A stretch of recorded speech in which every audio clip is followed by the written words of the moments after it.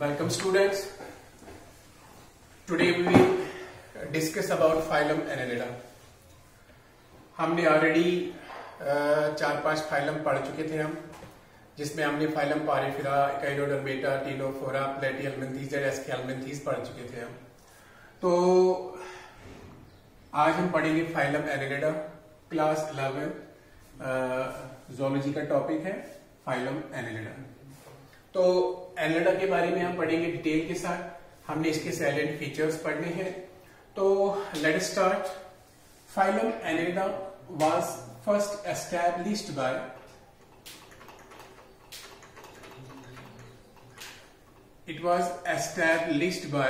a biologist Lamarck. It was around 1801. Lamarck established the phylum Annelida. He gave the term Annelida and established it as a phylum. Now, this Annelida term has been derived from two Greek words, annulus.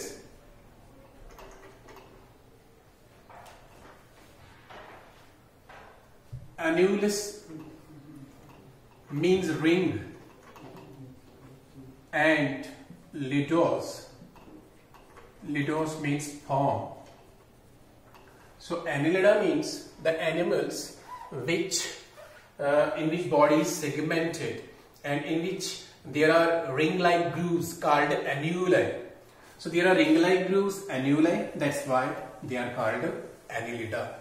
Annelida was established by Lamarck, and Annelida includes some 9,000 species. तो Annelida में आते हैं कुछ 9,000 species. Annelida जो है, अगर हम इनकी बात करें, ये कहां पर पाए जाते हैं? जो एनिमल्स Annelida में आते हैं, ये कहां पर पाए जाते हैं? दे आर फाउंड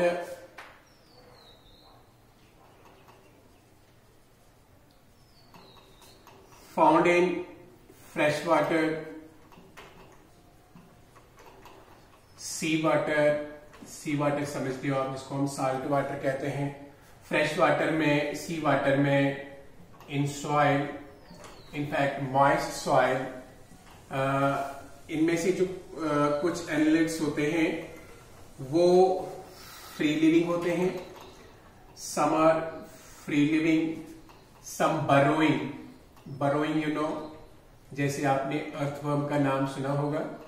वो मिट्टी के अंदर जो है अपना जो है बरो बनाती है और उसके अंदर जो है रहती है earthworm. Some burrowing and others are parasitic. और कुछ जो होते हैं वो एज पैरासाइट्स भी रहते हैं, मे बी एक्टोपैरासाइट्स मोस्टली। तो पैरासाइट आप जानते हैं जो दूसरे के ऊपर डिपेंड करता है अपने फूड के लिए। Now phylum Annelida was established by Lamarck. Annulus का मतलब होता है रिंग, lidos का मतलब होता है फॉर्म। दैट मीन्स ये जो एनिमल्स होते हैं, इनकी बॉडी जो होती है उसमें बाहर से रिंग लाइक ग्रूव्स होते हैं, जिनको हम अन्यूलाई कहते हैं। अन्यूलस एक को कहते हैं, अन्यूलाई सब को कहते हैं। तो इसीलिए इनका नाम Annelida रखा गया। किसने रखा? Lamarck ने रखा। और इसमें 9,000 स्पीशीज आती है एनिमल्स के, जैसे अर्थवर्म्स है, आपने सुना होगा, जैसे लीचीज है, जैसे कनखजूरे है, नियमथीज, नेरीज। एंड कुछ इसमें होते हैं जो ये Annelida है, ये फ्रेश वाटर में भी पाए जाते हैं, ये सी वाटर में भी पाए जाते हैं, मिट्टी के अंदर मॉइस्ट सॉइल के अंदर पाए जाते हैं। कुछ इनमें फ्री लिविंग होते हैं, कुछ इनमें जो है बरोइंग होते हैं, एक जगह पर जमीन के अंदर बरो बनाकर रहते हैं। और कुछ जो होते हैं वो एज पैरासाइट्स अपनी लाइफ जो है बसर करते हैं। तो जैसा आप जानते हैं, मैंने आपको एक स्पेशल कैरेक्टर पढ़ाया था एनिमल्स का सेगमेंटेशन। तो यहां पर आपको ध्यान में रखना है, it's one of the most important features of Annelida कि इनमें मेटामेरिक सेगमेंटेशन पाई जाती है। They are metamerically segmented. That means they show metameric segmentation. What's metameric segmentation? That means the body is externally divided into segments by ring-like grooves called annuli. Body is externally externally divided by ring like grooves. इनमें ring जैसे depressions होते हैं. Groove का मतलब होता है depression. Ring like grooves जिनको हम कहते हैं एन्यूलर. तो एक को बोलते हैं एन्यूलस, सबको बोलते हैं एन्यूलर, इसीलिए इनका नाम एनिलिडा रखा गया है. तो इनकी बॉडी जो होती है वो बाहर से डिवाइडेड होती है और इनकी बॉडी जो होती है वो इंटरनली भी डिवाइडेड होती है. इंटरनली स्लोम जो इनका होता है, स्लोम आप जानते हो, मैं ऑलरेडी आपको पढ़ा चुका हूं, means body cavity. Internally coelom is also divided into compartments. वो भी अंदर डिवाइडेड होता है कंपार्टमेंट्स में.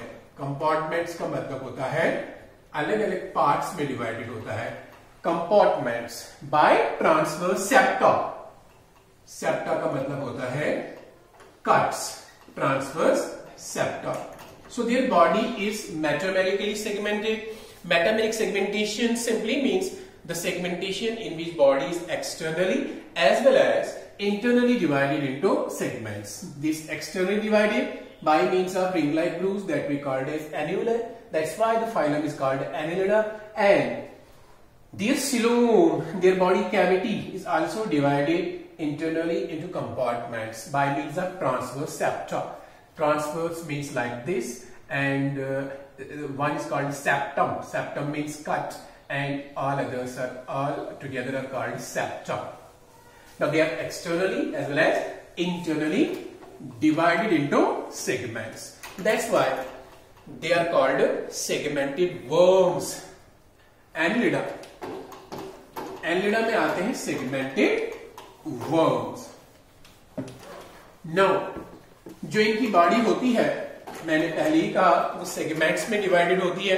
तो सेगमेंट्स में डिवाइडेड होने का मतलब ये है कि इनकी बॉडी जो होती है इनमें अलग अलग यानी सेगमेंट्स होते हैं, पार्ट्स होते हैं, और जो सेगमेंट्स होते हैं वो बहुत सारे होते हैं. इनके बॉडी के पहले सेगमेंट को कहा जाता है first segment of body is called.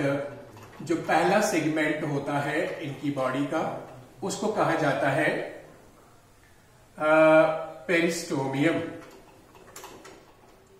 The first segment of body is called peristomium that bears mouth, जिनमें इनका मुंह होता है. एंड ये जो पेरिस्टोमियम होता है, अगर आप मान लीजिए अगर आप मान लो ये एक अर्थवर्म है. अर्थवर्म का जोलॉजिकल नेम जो है वो आप जानते हैं, इसको कहते हैं फेरिटिमा. ठीक है, PHERITIMA, Pheretima. Indian earthworm is called Pheretima posthuma. तो इनकी बॉडी का जो पहला सेगमेंट होता है, इधर इनका एक 2-3 सेगमेंट्स के ऊपर एक स्किन कवरिंग होती है जिसको हम कहते हैं क्लाइटिलम. अगर आपको कभी भी एग्जाम में आएगा क्लाइटिलम किसमें प्रेजेंट होता है तो आप अर्थवर्म का ही नाम लेंगे. देन इसके बाद इनकी बॉडी का पहला सेगमेंट जो होता है उसको हम कहते हैं पेरिस्टोमियम, जैसे मैंने अभी आपको कहा. मगर ये जो पेरिस्टोमियम होता है, इस पेरिस्टोमियम में एक आउटग्रोथ होती है, यानी एक इसी से एक ग्रोथ निकली होती है बाहर की तरफ, इस तरह. इस ग्रोथ को हम कहते हैं prostomium. It's called prostomium. Now तो इनकी बॉडी के पहले सेगमेंट को हम पेरिस्टोमियम कहते हैं. इस पेरिस्टोमियम से एक आउटग्रोथ निकलती है जिसको हम प्रोस्टोमियम कहते हैं. तो सेगमेंटेड वर्म्स होते हैं एनिलिडा, यानी इनकी बॉडी जो होती है वो डिवाइडेड होती है अलग अलग पार्ट्स में, अलग अलग सेगमेंट्स में. तो लगभग एक अर्थवर्म में अप्रोक्सीमेटली 120 सेगमेंट्स होते हैं, ये आपने सुना होगा. तो अगर हम इनकी बात करें तो सेगमेंटेशन इनमें पाई जाती है. तो अगर इनका जो ये जो एनिलिड्स होते हैं इनमें सीटे पाए जाते हैं. सीटे एंड पैरापोडिया, सीटे एंड पैरापोडिया पाए जाते हैं एनिलिडा में. लोकोमोटिव स्ट्रक्चर्स होते हैं. लोकोमोटिव स्ट्रक्चर्स का मतलब होता है जिनसे ये चलते हैं, मूवमेंट करते हैं. सीटे और पैरापोडिया इनका एक और सैलिएंट फीचर है. नाउ सिर्फ लीचेस के बगैर except leeches. Leech you know? Now, जिसको जूम कहते हैं. Now, except leeches, all annelids possess chitinous setae. Chitinous का मतलब होता है that contains a polysaccharide called chitin. It's tough like cellulose. Then chitinous setae, they are small hair-like projections present on their body on the lower side, which are used in locomotion. They are called setae. Except leeches, all annelids possess chitinous setae, but these setae are unjointed. Unjointed, you know, they don't have joints. Like, you know, we have appendages, we have legs and arms, and in them we also possess joints. That's called jointed. But they are having unjointed chitinous setae. And some of them, like Conchojura, that we called as Neanthes, जिसको हम नेरीस कहते हैं, सबके घर में almost पाई जाती है. Moist soil के ऊपर, वो शेडी प्लेस पे, मॉइस्चर के जो जगह होते हैं उनमें रहती है. और एक तो होता है वो स्कोलोपेंड्रा, जिसको हम कहते हैं 100 टांगों वाला जो होता है, बट वो आर्थ्रोपोडा को बिलोंग करता है. This one belongs to phylum Annelida. Neanthes जो होती है, नियंथीस इनके अंदर क्या पाए जाते हैं? इनके अंदर पैरेलल फीट पाए जाते हैं, जिनको हम कहते हैं पैरापोडिया. क्या कहते हैं? पैरापोडिया कहते हैं. तो ये लोकोमोशन करते हैं बाय मीन्स ऑफ पैरापोडिया. आपने देखा होगा नियंथीस को, नेरीस को, ये बहुत तेज भागती है bye means of its parapodia. So they contain parapodia and majority of them also possess setae, unjointed chitinous setae. These are meant for locomotion. So that's one more important characteristic feature of this annelida. Now next,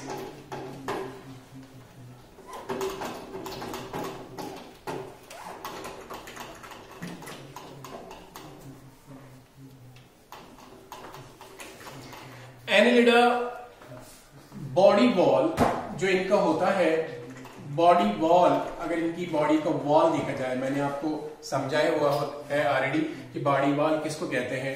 body wall जो होता है, इसके अंदर इनको present होता है, consists of moist non cellular, यानी जो सेल्स का नहीं बना होता है, नॉन सेल्यूलर क्यूटिकल. इनके ऊपर क्यूटिकल होता है. अगर आप अर्थवर्म को हाथ में उठाओगे तो हाथ में उठाने के बाद आप देखोगे बहुत ही मॉइस्ट होती है ये. और क्या नाम है, इसके ऊपर एक मॉइस्ट जो है नॉन सेल्यूलर क्यूटिकल होता है, जो मॉइस्ट इसलिए होता है क्योंकि इसके अंदर इनको जो है क्यूटेनियस रेस्पिरेशन होती है, इसलिए इसका मॉइस्ट होना बहुत जरूरी होता है. ना बॉडी वॉल में इनका मॉइस्ट नॉन सेल्यूलर क्यूटिकल होता है. इसके अलावा इनको सिंगल लेयर्ड एपिडर्मिस होता है, यानी क्यूटिकल के नीचे एक सिंगल लेयर ऑफ सेल्स का बना जो एपिडर्मिस होता है, वो इनके अंदर प्रेजेंट होता है. And below they contain smooth muscles. और इनके अंदर जो है मसल्स पाई जाती है, बट मसल्स इनके अंदर स्मूथ पाई जाती है, जिनको हम अनस्ट्रेटेड मसल्स कहते हैं, नॉन स्ट्रेटेड मसल्स कहते हैं. ये मसल जो होती है ये दोनों किस्म के होते हैं. Some of the muscles are circular and some of the muscles are longitudinal. That's their body wall. That means their body wall consists of moist non-cellular cuticle. There is a single layered epidermis, and this epidermis is usually ciliated. There is smooth. There are present smooth muscles below the epidermis, and these are circular as well as longitudinal muscles. You got it? Now, one more salient feature about phylum Annelida is that they are the first animals which possess well-developed coelom, and that coelom is the true coelom. First animals from evolution point of view, first animals with true coelom. इनके अंदर true coelom पाया जाता है. True coelom आप जानते हो, स्लोम का मतलब, ट्रू स्लोम का मतलब होता है that is derived from mesoderm, and जिसके अंदर मेसोडर्मल एपिथेलियम की कवरिंग होती है। तो these are the first animals with true coelom, जिनके अंदर शाइजोसेलिक स्लोम पाया जाता है। शाइजोसेलिक स्लोम पाया जाता है। You got it? स्लोम के अंदर मैंने आपको ये सिखाया हुआ है, तो ट्रू स्लोम इनके अंदर पाया जाता है। और जैसे मैंने आपको पहले ही कहा था, इनका जो स्लोम होता है ये अंदर से डिवाइडेड होता है, डिवाइडेड इनटू कंपार्टमेंट्स। ये अलग अलग कंपार्टमेंट्स में डिवाइडेड होता है। एंड ये जो स्लोम इनके अंदर होता है, ये इसके अंदर एक फ्लूइड प्रेजेंट होता है जिसको हम कहते हैं the fluid present inside the coelom is called coelomic fluid. इसको हम सिलोमिक फ्लूइड कहते हैं। इससे पहले भी एनिमल्स में मैं आपको बताया है कि स्लोमिक फ्लूइड होता है। उस टाइम मैंने किसी एनिमल में बोला था सीडो स्लोमिक फ्लूइड, बिकॉज जिसमें फॉल्स स्लोम होता है तो सीडो स्लोमिक फ्लूइड, दैट्स जिसमें ट्रू स्लोम होता है तो सिलोमिक फ्लूइड इसको हम कहते हैं। इसमें सिलोमिक फ्लूइड होता है। तो ये सिलोमिक फ्लूइड जो होता है ये इनकी बॉडी को स्ट्रेंथ प्रोवाइड करता है, provide strength to the body, मजबूती प्रोवाइड करता है बॉडी को। क्योंकि आप जानते हैं इनमें हड्डियों का कोई स्ट्रक्चर नहीं होता है, there is no skeletal structure present in Annelida, provide strength to body and thus it acts as hydroskeleton. ये भी आपको मैं समझा चुका हूं। इस टाइप की स्केलेटन को हम क्या कहते हैं? इसको हम हाइड्रोस्केलेटन कहते हैं। ये फ्लूइड जो इनकी बॉडी के अंदर प्रेजेंट होता है, ये इनको लोकोमोशन में भी मदद करता है। इनके साथ अर्थवर्म, अगर आपने अर्थवर्म को चलते हुए देखा होगा तो वो अपनी बॉडी को जो है फ्लूइड के सहारे ही चलाती है, और उसके अलावा अपने सीटे को इस्तेमाल करती है। देन तो मैंने कहा ये फर्स्ट ऐसे एनिमल्स है जिनके अंदर एक ट्रू स्लोम, एक शाइजोसेलिक स्लोम पाया जाता है, जो अंदर से कंपार्टमेंट्स में डिवाइडेड होता है, जो कि सेगमेंटेड वर्म्स होते हैं, मेटामेरिक सेगमेंटेशन पाई जाती है। और ये स्लोमिक फ्लूइड जो होता है ये इनको मजबूती भी प्रोवाइड करता है, तो एक्ट करता है एज हाइड्रोस्केलेटन। नाउ अगर इनके डाइजेस्टिव ट्रैक्ट की बात की जाए, एनिलिडा के डाइजेस्टिव ट्रैक्ट की अगर बात की जाए, तो इनका डाइजेस्टिव ट्रैक्ट जो होता है वो कंप्लीट होता है। कंप्लीट डाइजेस्टिव ट्रैक्ट का मतलब आप जानते हैं, जिसमें दो सेपरेट ओपनिंग्स होती है। कुछ एनिमल्स ऐसे होते हैं जिनमें एक ही ओपनिंग होती है डाइजेस्टिव ट्रैक्ट में, उसको हम कहते हैं इनकम्प्लीट डाइजेस्टिव ट्रैक्ट। नाउ इनका डाइजेस्टिव ट्रैक्ट जो है, इनका डाइजेस्टिव ट्रैक्ट कंप्लीट है। उसका मतलब क्या है?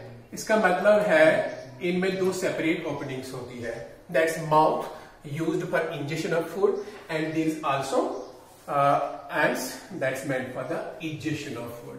This is called a complete digestive tract. One more important feature regarding these annelida is that they have a closed, well developed, इनमें एक closed, well developed blood vascular system present होता है। Blood vascular system आप जानते हो, जिसको हम कहते हैं ब्लड सर्कुलेटरी सिस्टम। इनमें एक क्लोज्ड सर्कुलेटरी सिस्टम प्रेजेंट होता है। From evolution point of view they are the only invertebrates which possess a closed circulatory system. Otherwise, closed circulatory system is the characteristic feature of phylum Chordata that you know. Now, they have closed, well-developed blood vascular system. It's a well-developed closed blood vascular system, and in which blood remains confined to blood vessels, जिसमें blood जो होता है blood vessels के अंदर ही present होता है, confined to blood vessels, and blood is red in colour. इनका खून जो होता है वो रेड कलर का होता है, क्योंकि इनके अंदर भी प्रेजेंट होता है एक पिगमेंट, जिस पिगमेंट को हम क्या कहते हैं, जैसे हमारे अंदर प्रेजेंट होता है हीमोग्लोबिन। तो ये हीमोग्लोबिन हमारी बॉडी के अंदर रेड ब्लड सेल्स के अंदर प्रेजेंट होता है, बट इनके अंदर हीमोग्लोबिन डिसॉल्व होता है। किसके अंदर डिसॉल्व होता है? प्लाज्मा के अंदर। That means red blood cells are absent, but WBCs, that's amoeboid corpuscles, these are called amoeboid corpuscles, जैसे मैंने आपको समझाया हुआ है, इनको एमीबाइड कार्पसल्स कहते हैं because they are motile, they are capable of movement. Now amoeboid corpuscles are present, ये इनके अंदर प्रेजेंट होता है। तो एक बहुत ही बेहतरीन क्लोज्ड ब्लड वेस्कुलर सिस्टम इनके अंदर प्रेजेंट होता है। But biology is the science of exceptions that you know. Leech जो होते हैं इनमें क्लोज्ड जो ब्लड वेस्कुलर सिस्टम होता है वो एब्सेंट होता है। इनके अंदर जो सर्कुलेटरी सिस्टम होता है वो जो होता है वो सिलोम से ही बना हुआ होता है और सिलोम से ही डिराइव्ड होता है, उसको कहते हैं हीमोसिलोमिक सिस्टम।